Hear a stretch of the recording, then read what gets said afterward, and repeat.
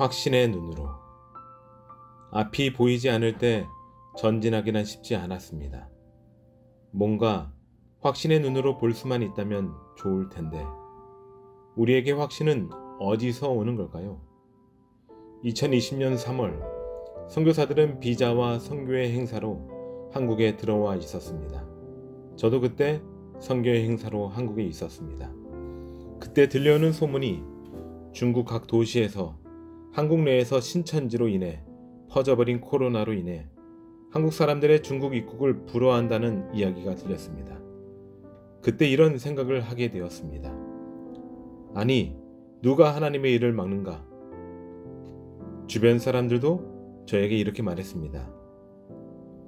지금 우한의 코로나가 점점 번지고 있으니 좀 잠잠해지고 나서가면 어떨까요? 비행기표도 비싸졌고 코로나로 위험한 상황 속에 중국에 다시 들어가기가 꺼려졌지만 기도했습니다. 그리고 저희 가족은 코로나가 있지만 모든 상황을 하나님께 맡기고 들어가기로 결정했습니다. 드디어 3월 1일 날짜로 목적지에 도착했습니다. 중국 정부에서 지정한 격리시설에서 격리 생활을 해야 했기에 한국 상공회에 정성스럽게 준비한 생활 필수품을 나눠받고 2주간의 격리 생활이 시작되었습니다. 이 기간 저는 예수님의 십자가와 부활을 주제로 성경을 펴고 명상을 하였습니다. 그때 하나님께서 말씀하셨습니다. 내가 다 이루었다. 걱정하지 말아라. 마음의 힘과 용기와 확신을 받게 되었고 격리기간 후에도 6개월 동안 계속 말씀을 붙들고 그때그때 주시는 감동을 노트에 정리했습니다. 그렇게 격리기간이 끝나고 코로나 속에서 중국 생활을 시작했는데 한 가지 걱정이 생겼습니다. 이전까지 가지고 있던 비자는 3개월에 한 번씩 한국을 다녀와야 갱신이 되는 비자였습니다. 그런데 비자 기간이 만료되어 한국에 나가면 코로나로 다시 중국에 들어오지 못하게 되기에 다음 비자 만료일이 다가오기 전 어떻게 해서든지 비자 문제를 해결해야 중국에서 계속 선교사로 있을 수 있었습니다. 몇 가지 방법은 있었으나 그런 방법들은 비용도 너무 많이 들고 무엇보다도 하나님께서 계획해 놓으신 방법은 아닌 것 같았습니다. 그러던 중 비자 만료를 한 달 앞둔 7월에 중국에 있는 한 국제학교의 교장 선생님으로부터 전화가 걸려왔습니다. 한국어 교사가 필요합니다. 혹시 만나 뵐 수 있을까요? 그렇게 그 교장 선생님과의 만남이 시작되었고 많은 대화를 나눴습니다. 교장 선생님은 말합니다. 학생이 계속 말을 안 들을 경우 보통 어떻게 하십니까? 저는 대답했습니다.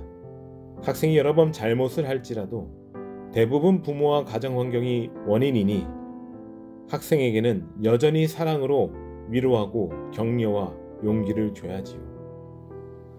저의 생각과 같네요. 지금은 불교를 믿지만 저도 외국에서 교회에 가본 적이 있습니다.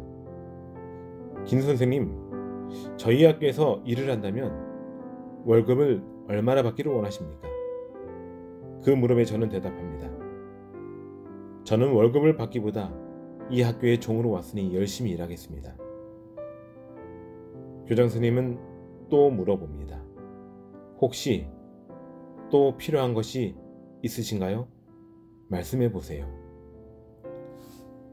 교장 선생님은 기독교에 대한 좋은 인식을 가지고 있었고 계속 좋은 대화가 이어지는 중에 필요한 것이 있냐는 질문에 저는 이때다 싶어 선교적인 이야기를 했습니다.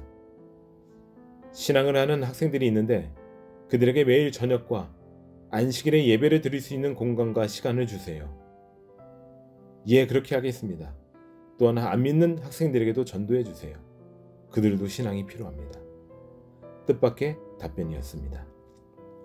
중국에서는 18세까지는 어떠한 종교도 가지면 안 됩니다.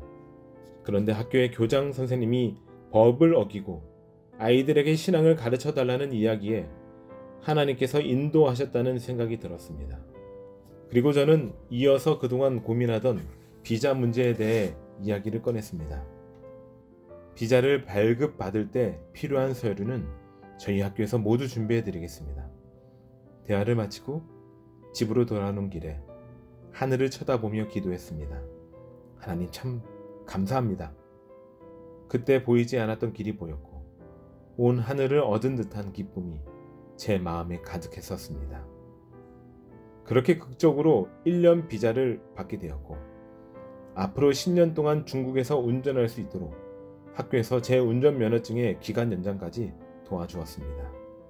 더욱 감사한 것은 새롭게 연결된 학교에서는 안식일에도 학생들이 공부를 하긴 하지만 예배에 참여하는 일들은 누구든지 수업을 받지 않고 예배를 드릴 수 있도록 허락해 주었습니다. 지금은 20명 정도가 매일 저녁과 안식일의 학교에서 제공된 공간에 모여 노래를 부르고 성경을 공부하고 있습니다. 매일 저녁, 매주 안식일에 교무실까지 피아노와 노랫소리가 들리지만 벌써 3개월이 지나서도 아직 반대하는 사람이 안 보입니다. 하나님께 참으로 감사합니다. 그렇게 저희 학교 생활이 시작되었습니다. 그러나 한 가지 기도 제목이 또 생겼습니다. 그것은 어떻게 청년 선교사들을 중국으로 다시 부를 수 있을까였습니다. 현재 그동안 중국에 있었던 선교사들은 코로나로 인해 중국에서 누군가가 보증해주는 확실한 비자가 있지 않는 한 다시 중국에 들어오지 못하는 상황이었습니다. 그래서 다시 기도하며 교장 선생님을 만났습니다. 선생님, 학교 발전을 위해 한국 선생님 2명이 더 필요합니다. 저는 원래 계획이 김 선생님 한 분이면 되는데 어쩌지요? 왜냐하면 그들에게 월급을 줄 수 없는 상황이기 때문입니다. 걱정하지 마세요. 제가 믿는 하나님께서 그들을 필요로 하시니 그분께서 월급을 주실 것입니다. 그렇다면 선생님께서 원하시는 대로 하도록 하세요. 비자 발급에 필요한 서류는 학교에서 모두 준비하겠습니다. 저는 대화를 마치고 밖으로 나가서 다시 한번 하나님께 감사 기도를 드렸습니다. 그렇게 2명의 선교사는 비자를 발급받기 위한 서류를 준비하였고 드디어 비자가 나왔다는 소식이 들려왔습니다. 그리고 12월 17일 비행기를 타고 들어온다고 합니다. 12월 17일에 들어오는 선교사는 비자가 언제 나올지도 모르는 상황에서 표를 미리 샀다고 합니다. 믿음의 간덩어리가 상당히 큰가 봐요. 우리는 이번에 이런 작은 일로부터 하나님께서 살아계시고 우리의 기도를 들어주시고 계심을 보았습니다. 보이지 않는다 해서 없는 것이 아니라 오직 말씀과 기도로 길이 보이고 혼돈 속에서 잡히지 않았던 확신을 꽉 잡게 되었습니다.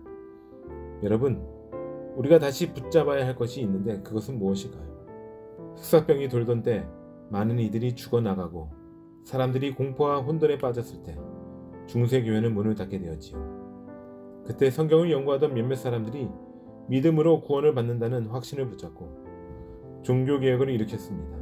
그런데 또다시 부흥과 개혁이 필요한 세상이 왔습니다. 코로나로 인해서 많은 사람들이 죽어나가고 미래에 대한 불안함과 공포로 불안해하고 있는 지금 교회는 다시 문을 꽉 닫게 되었습니다. 이런 시점에서 우리는 무엇을 붙잡으면 좋을까요? 적은 무리가 짝을 이루어 우리 예수님께서 살아계신다는 확신을 붙잡기 위해서 거룩한 성경을 다시 새롭게 펴고 십자가에서 죽으시고 부활하시고 승천하셔서 우리의 구원을 위해 잠을 청하지 않으시고 기도하시는 예수님이 보일 때까지 명상하고 기도한다면 자신이 얼마나 큰 죄인인지를 깨닫고 회개하게 되는 놀라운 역사가 일어나겠지요. 그렇게 되면 그때 우리에게도 바울이 셋방에 앉아서 혹은 집집 방문을 하면서 2년 동안 아침부터 저녁까지 혼란에 빠져있던 자들에게 예수님이 자신의 구주라는 확신을 붙잡도록 낮은 자와 높은 자에게 예수님을 전했던 일들이 똑같이 일어나겠지요. 저는 저와 여러분들이 확신이 손에 잡히게 되도록 기도하겠습니다. 2020년 12월 중국에서 올림.